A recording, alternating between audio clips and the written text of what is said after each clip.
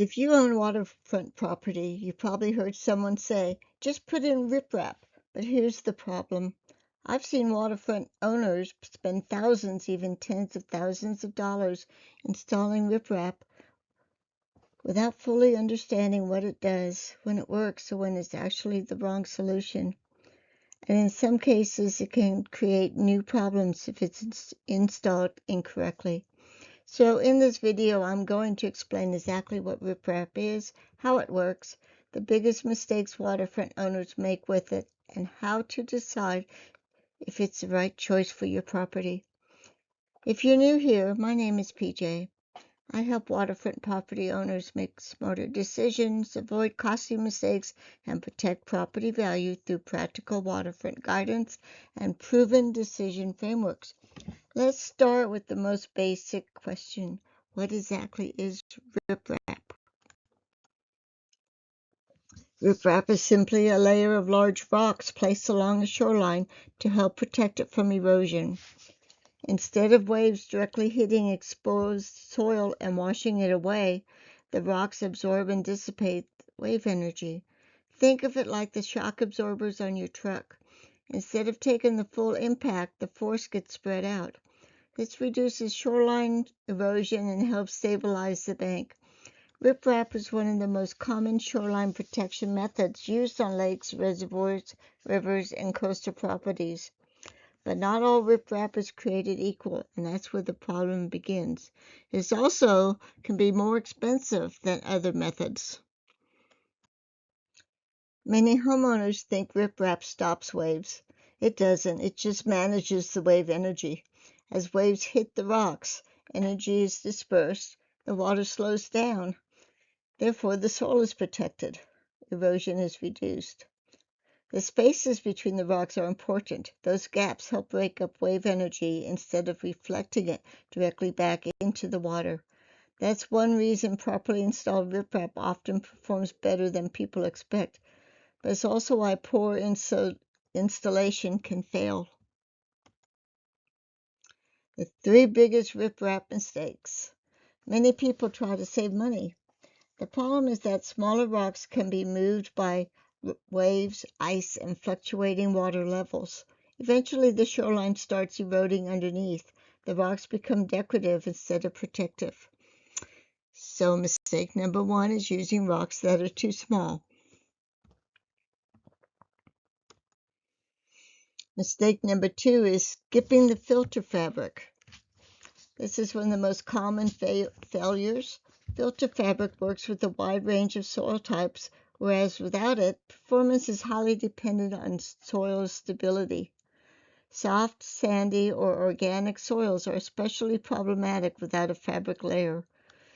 Without a properly installed filter layer underneath, the soil can slowly wash through the gaps between rocks.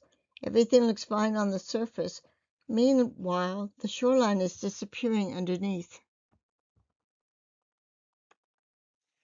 Mistake number three, thinking RipRap solves every shoreline problem. This is probably the biggest misunderstanding. RipRap is a tool, not a magic solution.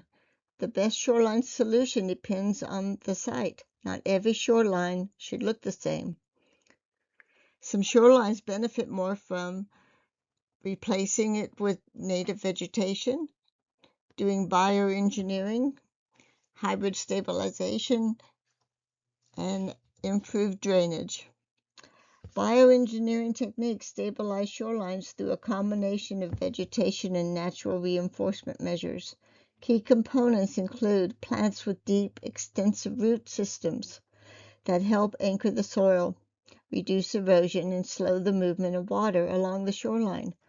Coconut fiber logs, core fabric, large woody debris, and strategically placed boulders provide immediate erosion protection while supporting the establishment of vegetation. Dense shoreline plantings help filter stormwater runoff, dissipate wave energy, improve water quality, and create valuable habitat for fish, birds, and other wildlife. Hybrid techniques combine vegetation such as marsh plants and submerged aquatic vegetation with harder materials for added structure and stability. So should you install RipRap? Before making any shoreline improvement decision, ask yourself 5 questions. What is causing the erosion? Is it just rain, or is it boat wakes also? How severe is the problem? Is it noticeable year after year? What is my long-term maintenance plan? Are there natural alternatives?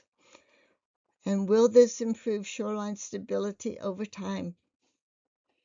If you can't answer those questions, you're not ready to make a decision yet. That's why I always encourage waterfront owners to evaluate the problem before jumping to the solution. Does RipRap increase property value? RipRap doesn't automatically increase property value. What it does is help protect value. A stable shoreline is generally more attractive than an eroding shoreline. Buyers notice shoreline conditions. Inspectors notice shoreline conditions. Contractors notice shoreline conditions. And neglected shorelines can create future expenses that affect marketability. Think of RipRap less as a luxury upgrade and more as an asset protection.